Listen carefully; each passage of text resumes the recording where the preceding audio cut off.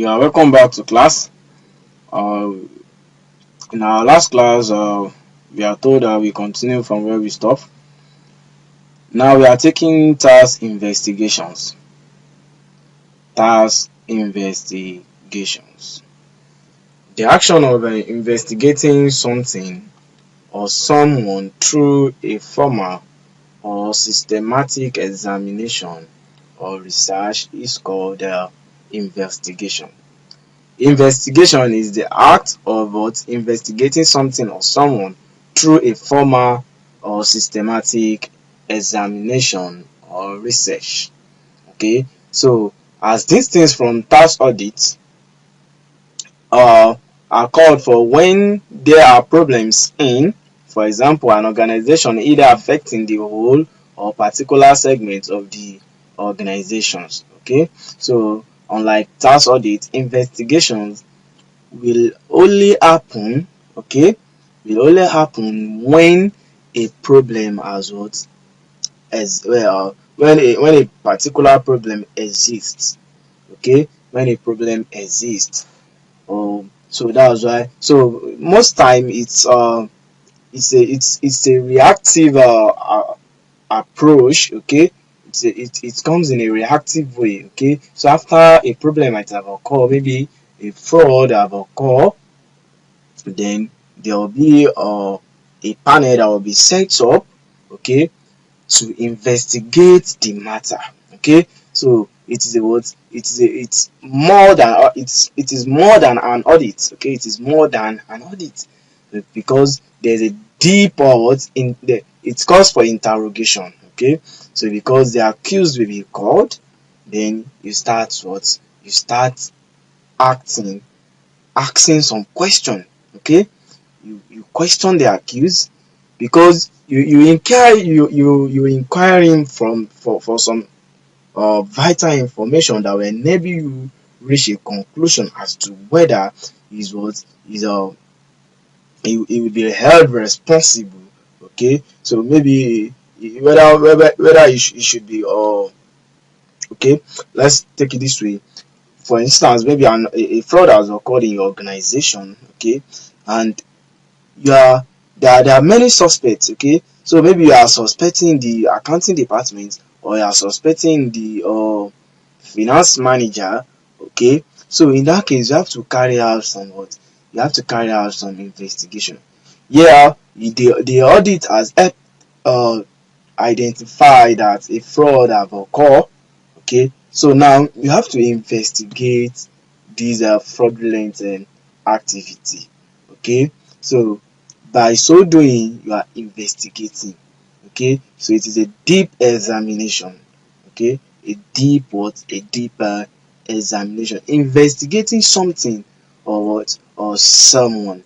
So investigations as these things from tax audits are called for when there are problems in, for example, an organization either affecting the whole or particular segment of organization. So such could be required when a large fraud is suspected or when evidence of mismanagement abounds and an interested party requires that the effect on the enterprise be quantified for management decision making purposes. So in an investigation, the scope of work is wider than that of a tax audit. So the details of checking and depth of the work will also likely be more than that required for an audit exercise. Okay, so unlike an audit, the motive, okay, the motive is to obtain a sufficient and appropriate evidence or which a conclusion will be drawn from as to on what the auditor judgment, okay, on what the auditor will form an opinion, okay, as to whether the financial statement shows a true and fair view. But in the case of an investigation, okay, so like I mentioned earlier, that it is a reactive approach um, to a matter that have occurred. Okay, so a problem has arise, so you have to investigate the cause, who are behind, why has it happened, in what way have it happened, okay. So in what way it happened. So all these are what are investigation. Who is the cause, why, and what is the cause, okay, and where it happened. Okay, so tax investigation is similar to any other form of investigation. Okay, so it is not carried out on routine basis as that of an audit. So for example, a statutory audit of the accounts of a company must be carried out every year. So that's statutory, that's the legislation.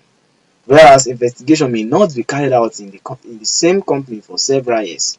So it depends on the level of wrong. Okay, it depends on the level of wrongdoing in the company. Okay, so if fraud has been emanating times over time, then it calls for investigation. As it occurred, you investigate the matter. As it occurred, you investigate the matter.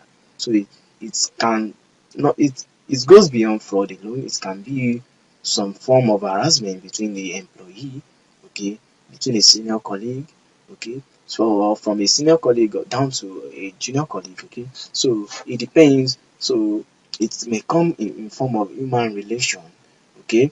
So all these are what investigation, but here we are specific on taxation, okay.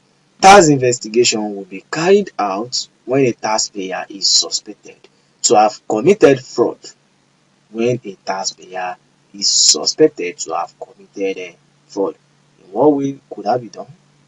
It could either be through what, maybe tax evasion, okay, tax evasion, or in form of accounting shenanigan, okay, that's window dressing, okay. So by cooking your financials in a way to hide away from tax, okay. So suspected cases of tax evasion could lead to investigation. This could be due to failure to file tax returns, filing of incomplete or inaccurate returns, failure to register for tax purposes, and more cases similar to this mentioned. Are we together? So now let's take the merits and demerits of auditing and investigation. What are the merits or advantages of audits? Audit is carried out to add credibility to the financial statement concerned and to assure stakeholders of the truth and fairness of the statement. Apart from the above advantages, there are inherent advantages in having accounts audited. Among them are the following. Okay, one, disputes between partners may be largely avoided, especially where complicated profit sharing arrangements subsist. Okay, so there may be disputes among partners, between partners. Okay, so where in a case whereby they are trying to avoid complicated profit sharing. Okay, so in that case, because the more profit you earn, the more tax you pay. Okay, so there may be what, there may be disputes, but all this will help to what, to solve these disputes. So independent examination of what, of partnership accounts will ensure accurate assessment and division of profits. Okay, so because you cannot earn more than what you've contributed. B, changes in ownership are facilitated by unqualified audit reports. For example, the admission of a new partner or two sole proprietors merging their businesses to form a partnership is made easier than otherwise would have been the case. So if previous audited accounts are available for examination, so but if there is nothing of such, then a firm of such or a company in that case will be hiding away from tax, or from what, from tax. So tax audit will help to what, to solve this problem. Audited financial statements serve as reliable source of information for banks and other financial institutions when it comes to assessing the strength of loan or overdraft applicants. Yeah, because LIRS or FIRS has made it compulsory for you to submit your audited financial statements. Yeah, you are complying to tax regulations. By the way, it also contributes to the growth of a business, to the financial support, because banks or other financial institutions may request for your audited financial statements to enable them access your company on a going concern. So, another reasons or advantages of audits of tax audit is that audited accounts of the partnership as adjusted for tax purposes submitted to state internal revenue service carry greater authority than unaudited accounts. 5. The presence of a qualified auditor is useful because of the variety of other capacities in which he is able to assist. In the case of a company, the auditor can offer taxation information technology services. Okay, so now having a look at the advantages of audits, let's take some disadvantages. 1. The payment of audit fees. Yes, auditors' fees add extra financial burden to businesses. Yes or yes? Yes. The reason being that in their financial statement, they must include what? They must include auditors' fees. So it is an additional what? It is an additional burden on company financial. So this it has its financial implications, right? So it is believed that had it not been a statutory obligation, many companies would not engage the services of external auditors. So in spite of the advantages outlined above, it is for this same reason that few partnerships and sole proprietors have their accounts audited. Otherwise, nobody I know someone like you would have avoided tax. If not, it's statutory.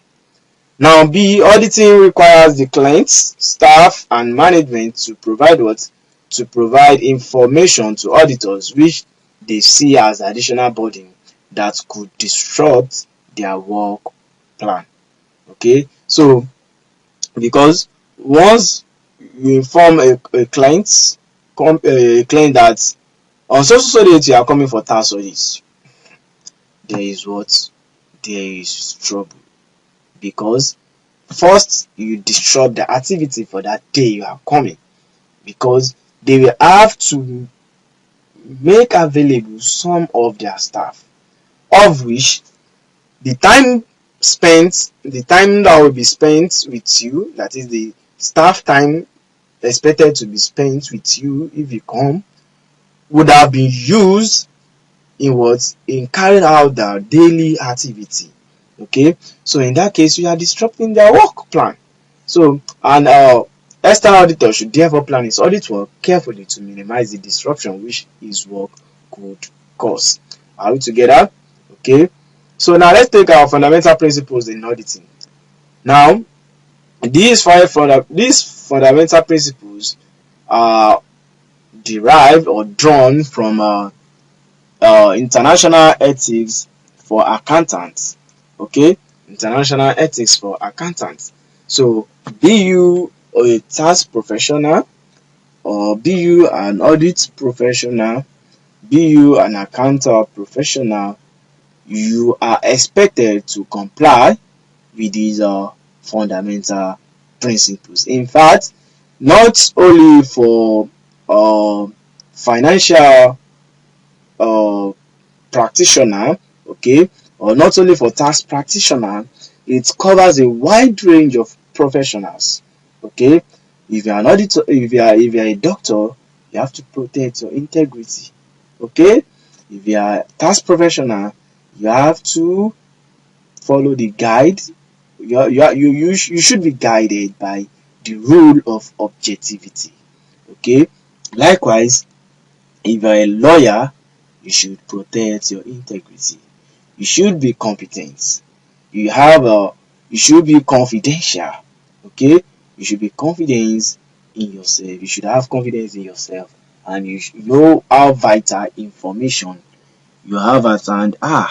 So you should not let them out to third parties, because you have all rights to that information. So you have to protect your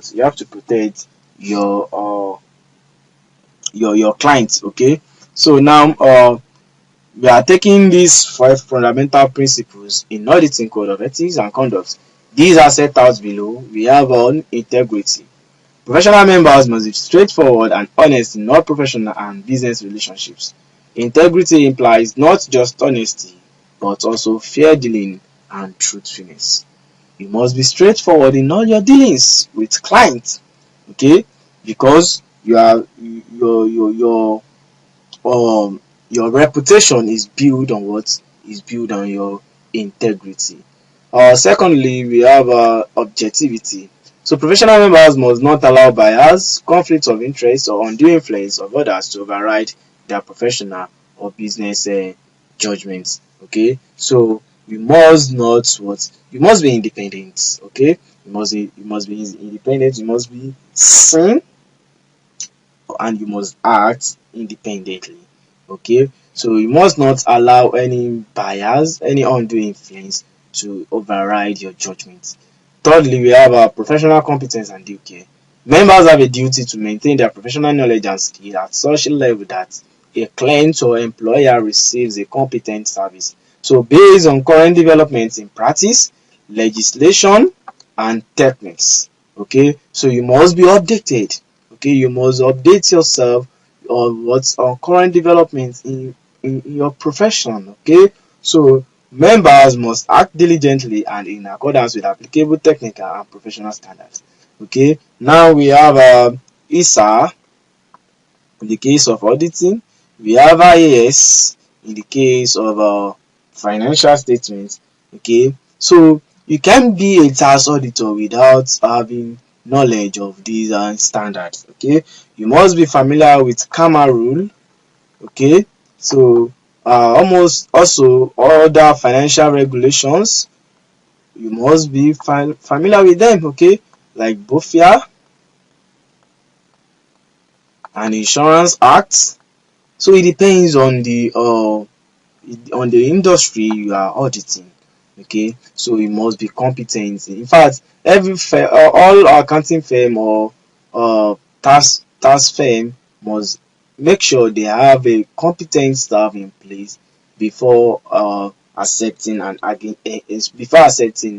engagement. Okay, confidentiality. Professional members must respect the confidentiality of information acquired as a result of professional and business relationships and must not disclose such information to third parties without authority or unless there is a legal or professional right or duty to disclose. So, confidential information acquired as a result of professional and business relationships must not be used for the personal advantage of members or third parties. Though there are some circumstances of which you have rights to disclose some certain information. Okay, so you have statutory obligation to disclose, and you have a voluntary right to disclose. So it depends on circumstance that warrant the disclosure. Okay, so on the fifth one, we have our professional behavior.